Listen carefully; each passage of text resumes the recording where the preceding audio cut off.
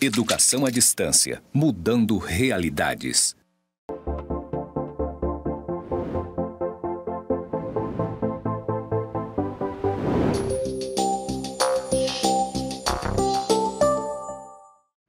Olá, eu sou a professora Denise Tontiucci e essa é a disciplina de Economia do Setor Público. Iniciamos agora a 5ª aula da disciplina. Sejam todos muito bem-vindos. Estou aqui no IFRO, Campus Porto Velho, Zona Norte, no nosso estúdio de gravação. Aqui atrás de mim eu tenho uma tela branca e uma tela interativa. E vamos agora para a minha audiodescrição. Eu sou uma mulher branca, alta, estou usando um blazer escuro e uma camisa clara. Vamos para a nossa 5ª aula? Nessa 5ª aula nós estamos dando continuidade ao conteúdo sobre os 10 princípios da economia e vamos falar sobre como a economia funciona.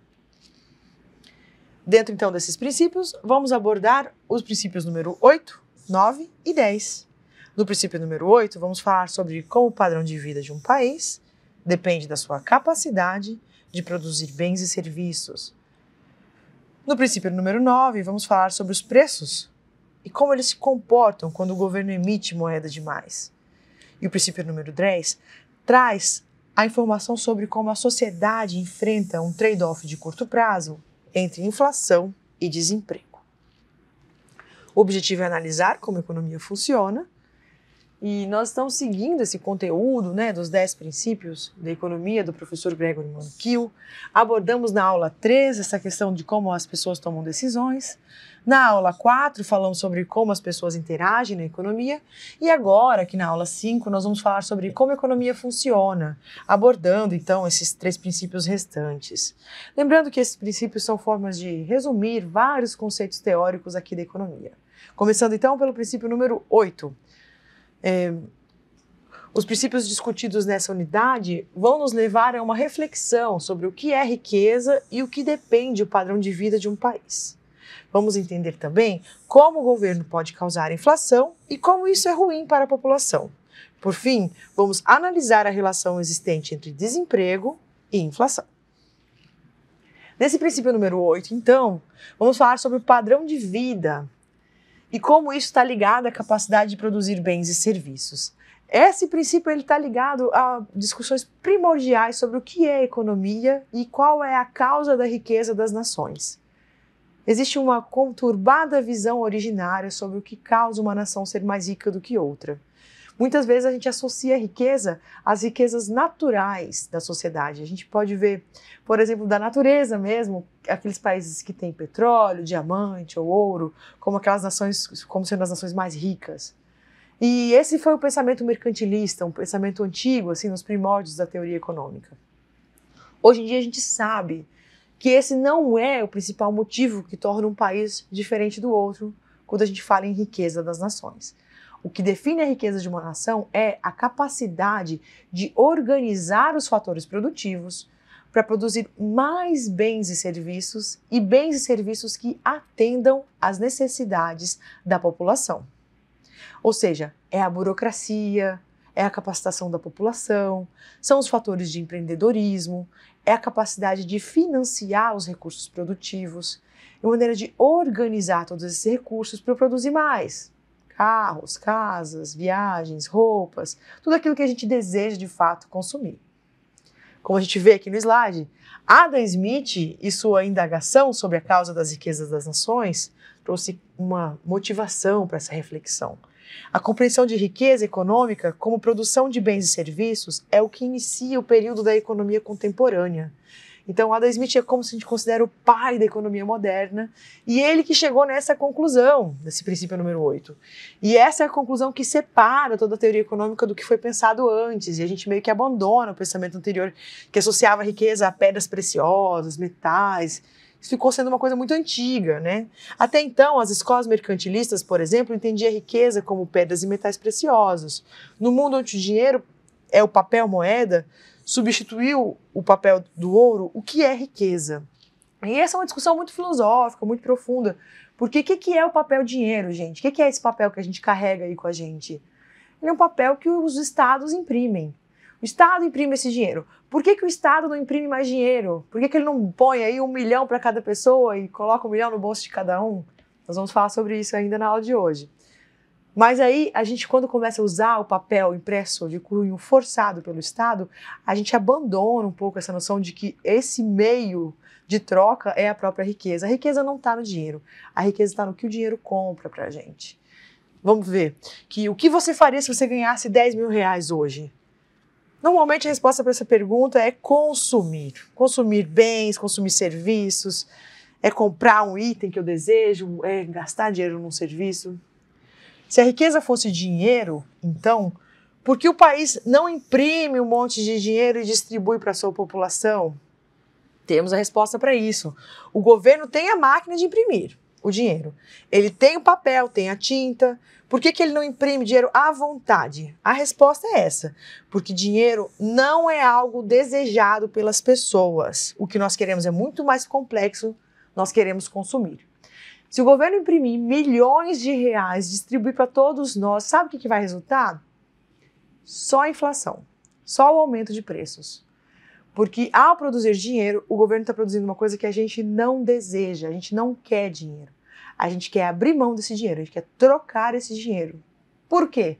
Porque o que a gente deseja de verdade são os bens de consumo, são os serviços que a gente deseja consumir. E produzir bens, produzir serviços é muito mais complexo, é muito mais difícil do que simplesmente imprimir dinheiro. Então, o papel do governo, quando ele deseja incentivar a qualidade de vida de uma economia, ele é muito mais sutil e muito mais cheio de complexidade. Vai desde educar melhor a população, para melhorar a mão de obra, vai desde trazer princípios de empreendedorismo para as pessoas querem abrir empresas que produzam bens e serviços, vai também trazer aspectos de inovação, melhoria da disponibilidade dos recursos produtivos, financiamento do capital, tudo isso que vai organizar melhor a atividade econômica para a gente ter mais empresas de viagens, para a gente ter mais construtoras de casa, para a gente ter empresas que vão produzir aí computadores, celulares, roupas, tudo aquilo que a gente deseja consumir. Então não adianta imprimir dinheiro, ninguém quer dinheiro, o que a gente quer é bem e serviço. O nosso padrão de vida, como um país, não depende da quantidade de dinheiro em circulação, mas sim da quantidade de bens e serviços disponíveis para serem comercializados. Como aumentar o padrão de vida da sociedade? Melhorando a produtividade. E aí, a resposta é muito mais complicada. Como melhorar a produtividade, né? O padrão de vida de um país depende da sua capacidade de produzir bens e serviços. Sabe que a produtividade do brasileiro melhorou muito pouco entre 2019 e os anos 80, né? Ela vem oscilando aí em patamares muito parecidos. E é por isso que a gente não é uma nação mais rica. O padrão de vida, então, condicionado à produtividade, a gente vê que a produtividade do país aumenta por meio do progresso tecnológico. Isso acontece quando trabalhadores se qualificam mais e também quando as ferramentas e os métodos de trabalho evoluem, por exemplo, com máquinas e equipamentos melhores ou métodos e linhas de produções fordistas, entre outras estratégias. Moeda não é riqueza. Na teoria ortodoxa, o único papel da moeda é facilitar as trocas entre as pessoas. Você, por exemplo, pode trabalhar no seu emprego, receber salário e com esse salário paga pela sua moradia, seu alimento, seu transporte, entre outras coisas. Você paga o que consome com o trabalho. A moeda só ajuda na transação, na hora de fazer o troco. Cabe ao governo imprimir moeda. Dizemos que o governo tem o monopólio da emissão de papel moeda. E por isso também cabe a esse governo muito cuidado e responsabilidade no processo de emissão dessa moeda, porque os preços sobem quando o governo emite moeda demais. Esse é o princípio número 9. Para o mercado funcionar bem, a moeda tem que existir na proporção em que existem os bens e serviços. Se a produção de bens e serviços aumentar, a quantidade de moedas tem que aumentar também. A inflação ocorre quando o governo produz mais moedas do que o necessário, mais moedas do que o aumento da produção de bens e serviços. O excesso de moeda é o que provoca a desvalorização do dinheiro. A inflação é a desvalorização do dinheiro. Emitir moedas demais gera inflação. Esse exemplo aqui eu gosto muito assim, dessa figura que é O dinheiro pegando fogo. Inflação é uma doença da moeda. A moeda perde o seu poder de compra. É como se você tivesse guardado um bem achando que ele estava bem armazenado ali e ele começou a apodrecer, a perecer. A moeda que você achou que era de um material muito bom, como se ela fosse feita de folha, ela começou a quebrar e aí ela começa a comprar menos. Você tinha R$100, ia no mercado, comprava vários itens da cesta básica, um ano depois você vai com os mesmos R$100 e compra menos itens. Isso é inflação. Isso é intensificado e piorado quando o governo emite moedas demais. O governo tem o monopólio da emissão de moedas, mas ele deve exercer esse monopólio com muita parcimônia, com muita responsabilidade, porque caso contrário ele vai gerar inflação para a sociedade. E a inflação, né? Emitir moedas demais gera inflação. A inflação é esse aumento geral e contínuo do nível de preços, ela desestabiliza o planejamento das empresas e empobrece as famílias. Cabe ao governo controlar a inflação para melhorar a desigualdade social e a possibilidade de crescimento econômico. Seguimos então para o princípio número 10, que fala assim: a sociedade enfrenta um trade-off de curto prazo entre inflação e desemprego. Gente, esse princípio vai amarrar um monte de coisa que a gente está estudando até agora, hein? O que é trade-off? Trade-off é aquela escolha, que quando eu escolho uma coisa, eu estou abandonando a outra. No curto prazo, para economistas, são pouco tempo, viu? 1 ano, 2, 3 no máximo. Então, em poucos anos, em poucos tempos, a sociedade escolhe se ela vai aumentar um pouquinho a inflação ou se ela vai deixar subir o desemprego. Quando a sociedade tem um movimento em que o Estado está emitindo muito dinheiro, está dando muito crédito, muitos financiamentos, está fazendo a população acessar muito dinheiro, ela vai ter um aquecimento e vai diminuir o desemprego. Só que se isso não vier acompanhado de outras políticas públicas, isso não é sustentável. Em pouco tempo, aumenta-se a inflação e o desemprego ao mesmo tempo. A gente tem que ter muitas responsabilidades. Governos ruins que nos governaram, nos levaram para cenários inflacionários, utilizaram dessas medidas, que são medidas de irresponsabilidade, de deixar a inflação decolar, a custo de a gente ter uma ilusão de que está tendo um crescimento econômico, porque está tendo uma redução do desemprego. Mas isso é uma coisa que apodrece a economia, destrói a capacidade da economia crescer no longo prazo, e isso deve ser evitado com todas as forças. O governo não pode abandonar a perseguição do controle inflacionário. Se o governo solta as rédeas e deixa a inflação correr, ele está correndo muito risco de, em pouco tempo, ter aumento da inflação e do desemprego ao mesmo tempo. A gente vê aqui que vimos no princípio 9 que a inflação empobrece ainda mais os pobres e atrapalha o planejamento das empresas, comprometendo o crescimento econômico. Se a inflação é tão ruim, então por que tantos governos adoram a política inflacionária? Porque os governos agem de forma populista no curto prazo, gerando inflação para reduzir o desemprego. O aumento da moeda em circulação confunde as pessoas.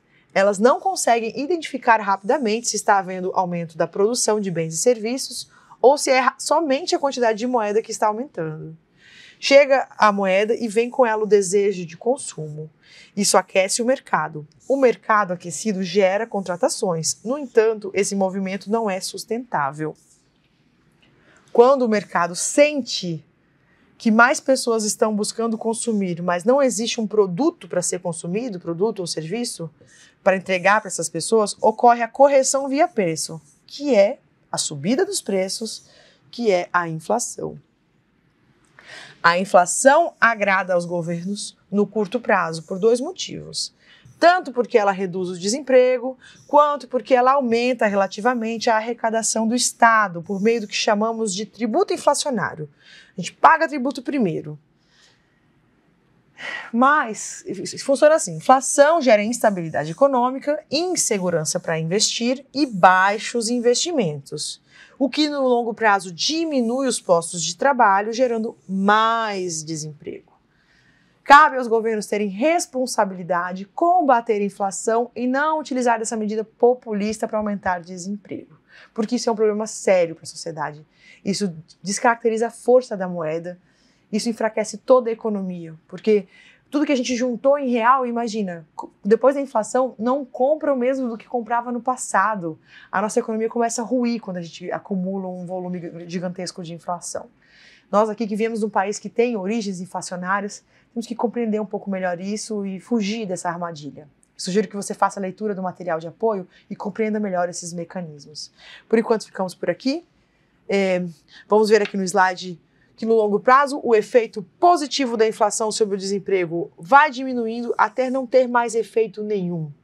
A inflação gera instabilidade macroeconômica e isso gera insegurança para investir, que acumula em baixos investimentos, baixo número de empregos gerados e assim por diante.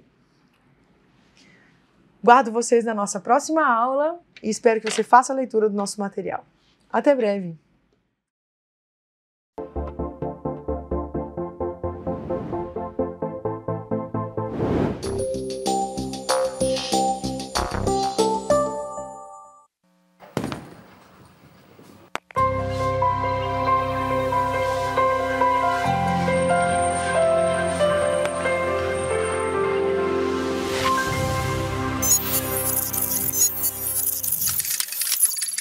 Educação à distância, mudando realidades.